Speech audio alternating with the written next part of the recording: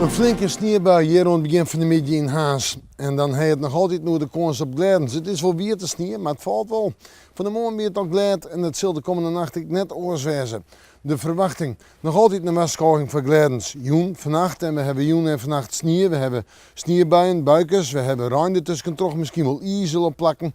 En de temperatuur toch heel wisselend, maar toch betiden weer onder nul.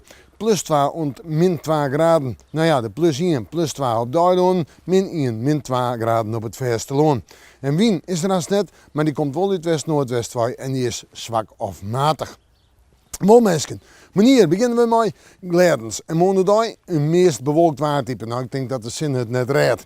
En we hebben monodai wat ruim, wat sneeuw, een temperatuur om bij de 1 en 4 graden op het Vesterloon, maar dan heet de hoogste temperatuur in het kustgebied op Eiland zelfs 4 graden. En het komt maar terug de west- en zuidwestenwind die zwak of matig is. Nou, dan zetten we terug naar het waar voor de dagen die volgen. Morgen de nacht eerst maar even. Nog altijd een kans op wat sneeuw, op Rijn.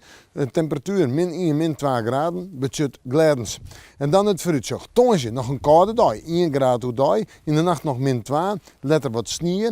En dan komen vrijheid en sneeuw. Die jouw Rijnwetter. Betiden Rijn. Temperaturen gaan omhoog. 6 of zo'n graden.